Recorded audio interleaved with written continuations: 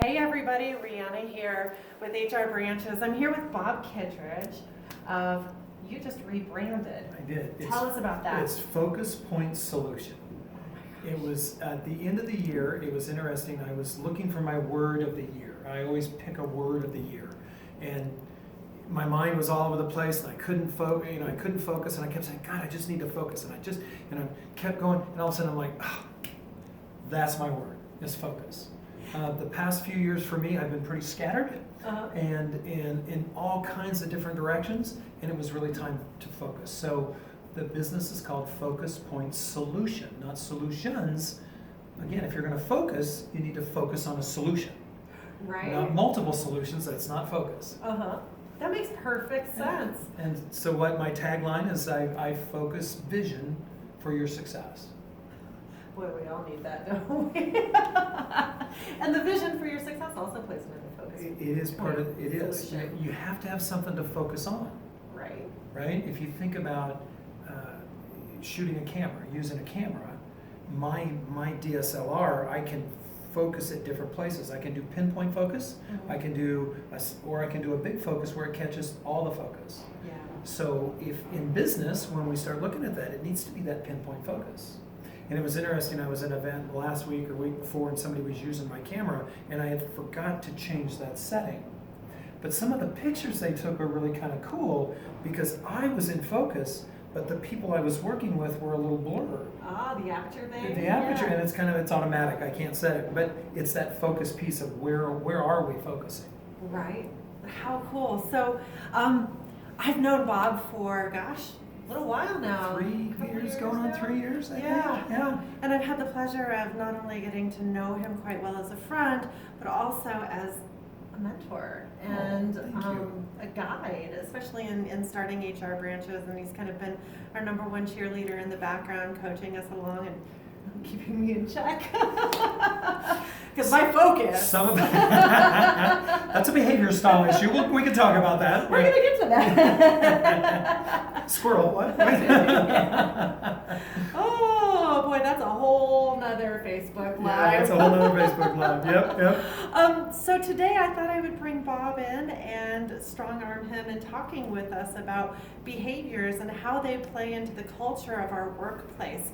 I found, at least throughout my career, the mixture of the wrong behaviors and personality types can really be detrimental to an organization, but a mixture of the right behaviors and the right personality types is just, it's flourishing. I mean, it just really builds up a business, but also the understanding of other behaviors and understanding of people. And I think that's really the key. Once you understand those behaviors, then that's the driving force to success, because then you can accept certain behaviors you didn't really necessarily understand before, right?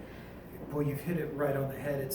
Look at all the issues that you handle with HR. Oh my gosh. Right? I mean, look at all of the issues. Out of all of those, what percentage are behavioral issues? 85. 85 to 90%. Yeah. And probably 100% involve people. Oh yeah, that's all I do. Exactly. So when you start to look at culture, culture is no more than the result of the behavior of the team, the organization, and how that culture is then set. Yes. The downside of that is the culture set by the leader, or is it set by the team? Is it set by the organization? Now, what I find is the answer to that is usually yes. Because maybe the leader tries to set the culture, but the team overrides it. And this is where you said, it's about, if we think about leadership, true servant leadership, first and foremost, we must understand ourselves. We can't do what we want to do or need to do if we don't have a full and deep understanding of ourselves.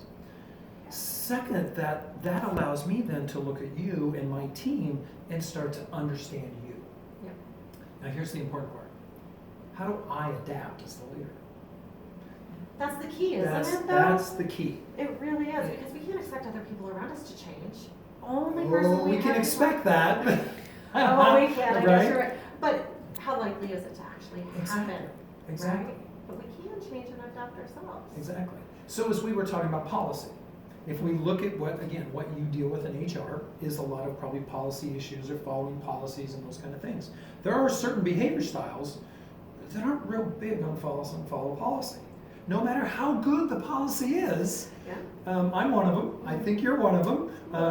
In the DISC score, my C is like a 7. Yours was, I don't remember, like a 4 or 5, right? It's right down there with me. Yeah. For me, I know the policy needs to be there. I know it's probably a good thing. I look at it through an intent, but I don't necessarily follow it. Now, in a culture situation, that could be an ineffective behavior. Yeah, absolutely.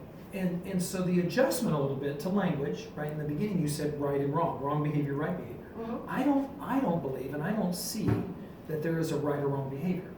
I think once you have vision, you can then look at, right, we talked about it with your team, vision, behaviors, values. Yes. And under the behaviors or beliefs, what's the effective behavior to get me to the vision? Yes. Not the right behavior. Right and wrong is judgmental. Once we start judging others, right or wrong, which is what we're taught, right? That's what we're programmed. Yeah. But once I step back and separate the behavior from the person, I can then really look at that person differently and adjust the behavior. Yes. Does that make sense? No, it does. It takes me back earlier in my career. As everybody who's ever met me in their lives know, I'm an extreme extrovert, and I think externally, yes, woo! But I process externally, right? So what comes into my brain comes immediately out of my brain. And learning... And out of your mouth and into the world, right? Yes, exactly. Whether it's wrong, right, or indifferent, that's just kind of how I pull information apart. Yeah. And I poke holes at it, is how I hear it coming out of my mouth. But there's other people, for an example, my husband, who has to process internally. He has this thing where he wants whatever comes out of his mouth to be accurate and correct, right? So he processes internally in his brain, which means he needs time for it to be received here, processed in here, and then eventually come out here. And all the while, my brain is thinking, what's wrong? You didn't like what I had to say? Ooh, oh my gosh. Yes. You know? So Yeah. there's this misinterpretation between even processing styles and information gathering and understanding, and just that one glimmer of a couple seconds can be completely misunderstood or misinterpreted. And what's the results of that? What's the results of that misunderstanding? Usually a little bit of this, walking away defeated, deflated, or frustrated.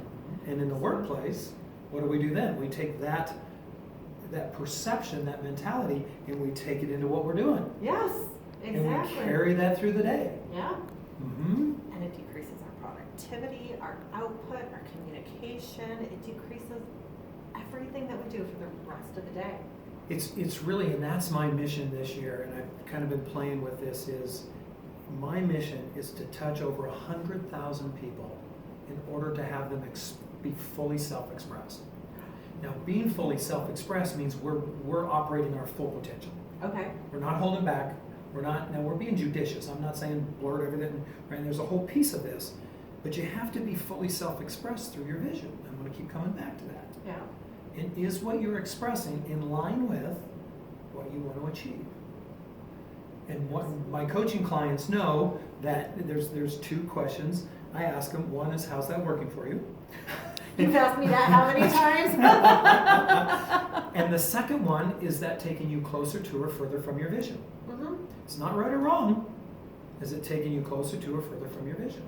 Is that behavior giving you the result you're looking to get? Absolutely, absolutely. And I would say, people need to be more intentional about that, especially when it comes to our behaviors and the understanding of other behaviors, because we all have an end game, we all have a goal, we have something that we want to accomplish. And understanding how other people operate, how they work, and how we can not necessarily work through them, but with them, is such an important factor to all of us reaching the same goals, especially within one business. One business, most of the time, has one particular goal, oftentimes, providing quality service to our customers or our clients, or providing a quality product, whatever that is, it's ultimately the same goal for everybody in that business. Right. But, Clarity of vision. yes, Same goal, clarity of vision. yep. Yep. But even if it's not fully defined to the point where you and I like those visions defined, there's still some sort of end game, Yep. right? Yep. And when you start mixing these behaviors and not intentionally thinking about how your behaviors and the understanding of other behaviors drive towards that goal, it can actually deflect from that goal and cause you to miss these milestones and important markers in business. Right. Spot on. Spot on. And everybody thinks they're doing the right thing. Yeah, yes, Right? and everybody else is wrong. Right? And so when Yeah. you look at that and start to step back, and again, the vision work I do with an organization is it has to be simple and clear and concise and not a 17-page, vision statement. It should be clear and concise so there's no misunderstanding. Because then what we can do is you're going to achieve that differently than I might. Yeah. We're talking about the behaviors, not behaviors to achieve it. Your behavior style may do it differently than I am. You and I are high eyes, Yeah. so we love fun, we love to socialize, so our way to do it may be a little different. Mm-hmm. You and I are also high Ds. So I joke about that for me in the fire service, and that's my background, right? 30 years in the fire service is I was great with people, but when the yogurt hits the fan, the D kicks in and let's go. Mm-hmm. For certain behavior styles that step on the gas and let's go, they're actually putting on the brake. They're actually slow down a little bit. I need to think about I need to think about this. The change is too much. So it's understanding, not through, again, right and wrong, but it's understanding. And here's the responsibility. And you and I talked about this, right? With awareness comes responsibility. Yes, And it does. typically, it's the leaders that I'm working with that raise their awareness. That's why I love working with the whole team, because once I raise the whole team's awareness, the language, the communication, the connection also rises. Isn't that Can I share a story? Yeah. So I've got a client. A year, 2 years, I guess, been working. We've done an assessment, right? The whole team. So everybody on the team now has done, what about 50 or 60 people? I don't know exactly. But anytime somebody calls her and says, I need to come in and talk to you, I've got a problem, whatever, she'll schedule it. And before she does, she always looks at their assessment. Oh, I love her. And she is understanding her style. She knows her style, Mm-hmm. but she now knows how to communicate into and with that other person. And she's been able to now shift the entire culture of that organization to be more, when some people have left, Mm-hmm. right? And that's going to happen, right? That's right. Somebody said, Not a right? bad thing. Right? Somebody said, what happens if we train them and they leave? Well, what happens if we don't and they stay?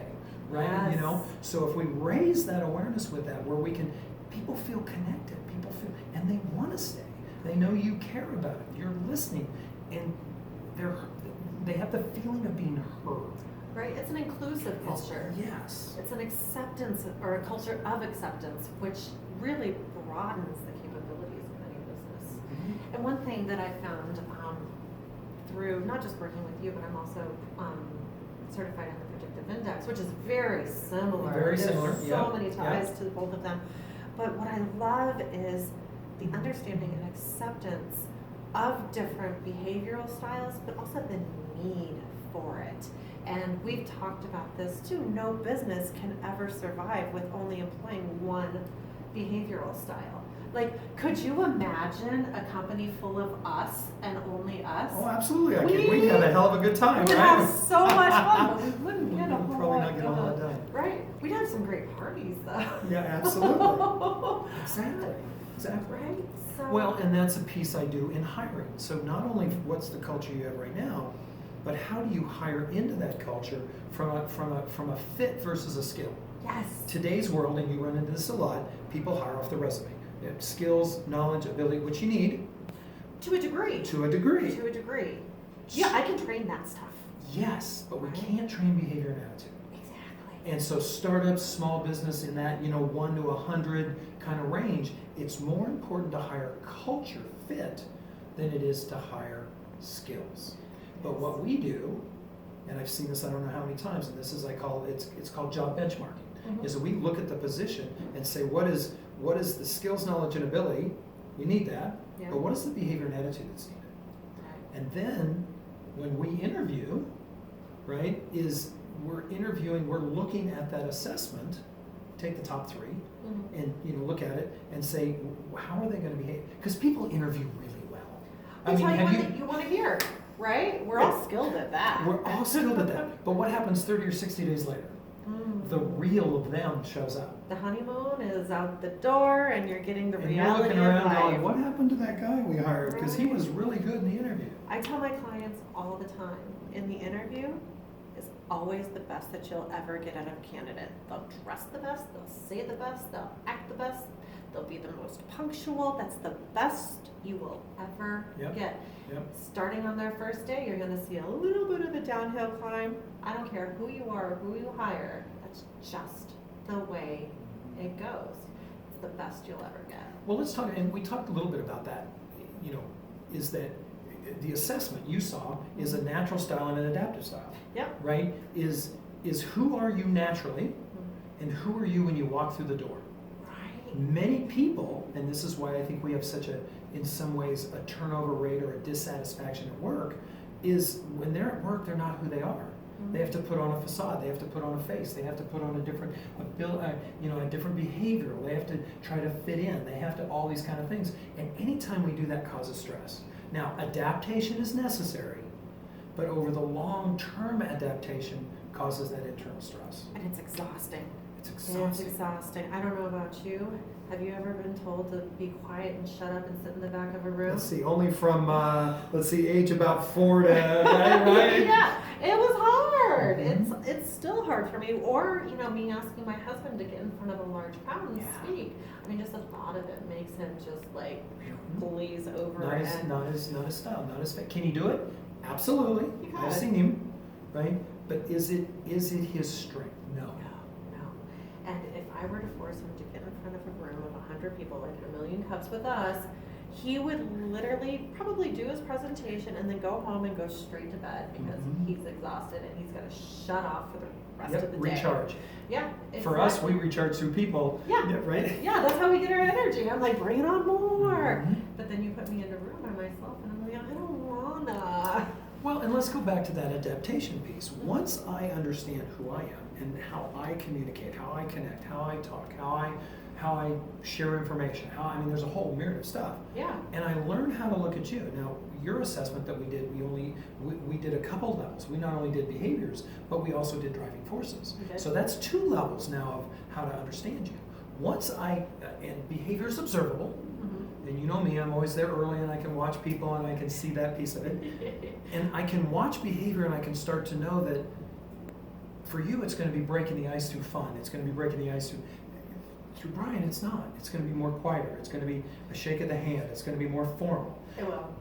But if I do everything through a high I style, I'm not going to connect with a certain amount of people. Exactly. Now, I'm not doing it to manipulate, right? Because that can be absolutely used that way, danger, opportunity. What I'm doing is being able to connect and listen and really talk with that person's style, if that makes sense. Yeah. It's more of an appreciation for others and meeting them where they are. So they don't have to meet you where you are. Exactly. I mean, you are the one loaded with the knowledge, so you kind of have the secret weapon. Exactly. Right? With awareness comes responsibility. Exactly. Yeah. Exactly. So Bob, we've talked a lot about behaviors and a little bit about culture. What would you say is like the number one attribute to bring this peanut butter and jelly into one sandwich? And taking those behaviors, our viewers that are watching us now, what would you say would be that number one key? Okay, most of them probably don't have access to the disc right now, which means you need to call Bob and get access to the disc. Shameless plug. Shameless. But they don't have access to the disc. They're probably, feeling a little lost in the world of culture. What little nuggets or keys would you give them to say, okay, maybe 1, 2, 3 steps to understand? I know I'm putting you on the spot on Yeah, this you are. one. I know you didn't give me right. That wasn't I that know. It just came to me though. Well, that's Feeling okay. the moment. Download. Woo, right? Well, I would say the first thing you really need to do is do an assessment with you and your team. There, you can think there's a perception, but you have filters, you have all kinds of stuff. Second is start to be observant. What's working and what's not. Yeah. And if you can, and this is hard because we're programmed this way, is suspend that judgment of right and wrong. What's working? Well, it's working right now that everybody comes in at 9 o'clock, sits at their desk, da-da-da. Well, how come that person doesn't do that? That's not working. Now, is it not working for me as the leader? Or is it not working for them to come in at 9?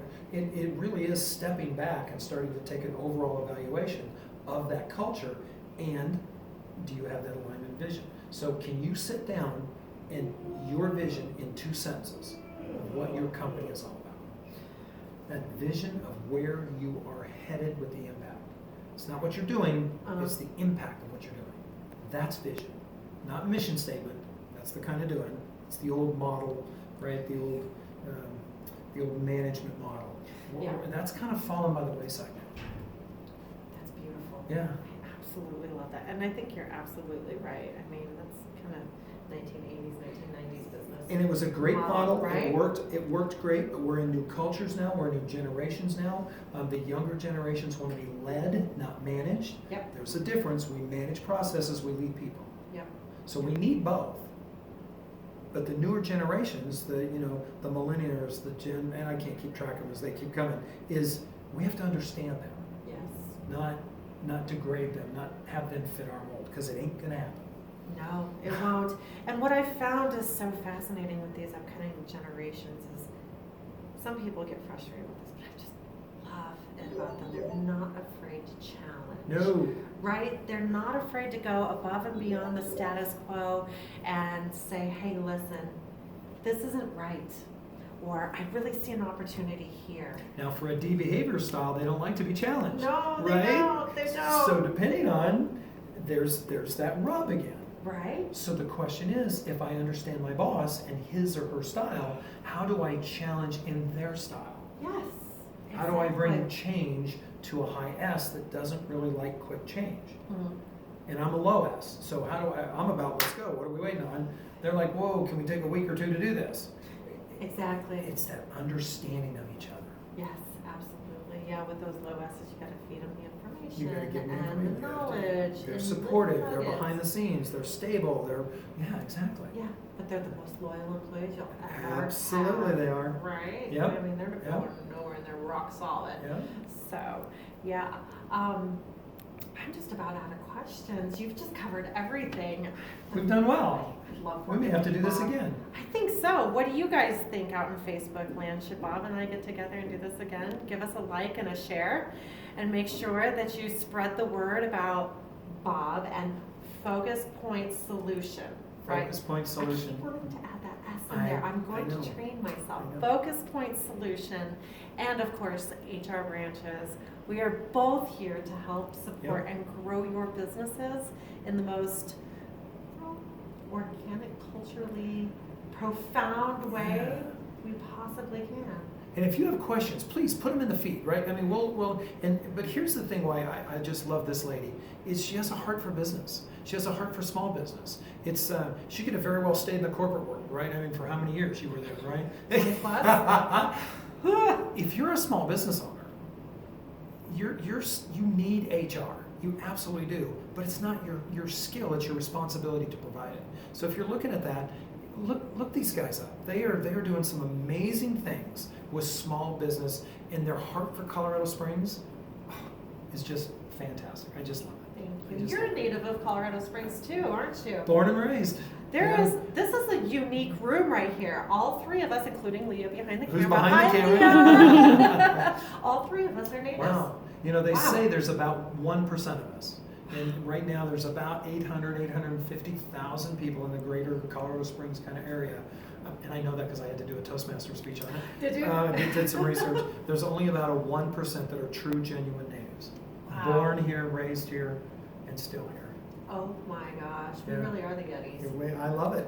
I love Right. it. I've left a couple times, but I'm really excited where Colorado Springs is headed. Some of the new, especially the new entrepreneurial endeavors, that kind of thing. And I know. I met with Yummy over at the city EDC yesterday. What a hero. he's Oh my amazing. gosh, Yeah. what he's doing for the city and Open for Biz, Colorado business owners, if you haven't gone and checked this resource out, especially if you're about to open a business, Yep. Yep. The roadmaps that they're creating for new business owners is just exceptional. And I'm so excited we get to be on the ground level and watch Colorado Springs flourish in small business. It's pretty exciting, isn't it? I know. It's pretty exciting. I'm so excited. Okay, Bob, is there All right. anything else we need to add to this conversation? Oh my God, we could carry this on, but I think Leah's arms are going to get out here shortly with the camera. No, if you have any questions, put them in the feed, or you can reach me at bob@Focus Point Solution, or give me a call 719-351-8540, and let's chat. If you go to my website focuspointsolution.com, you can actually schedule a complimentary 30-minute kind of a coaching, what I call a discovery session. So. Great, Bob. Thank you for joining us today. Absolutely. Thank you. This is Reanna from HR Branches signing off. You can find us on our Facebook page by clicking the little button, Contact Us, Reanna@hrbranches.com, or like Bob, we offer a free 30-minute consultation I saw too. that the other day. So I saw that. go to our website and schedule some time. Easy peasy. And until next time, we'll see you then. Have a good week. Take care.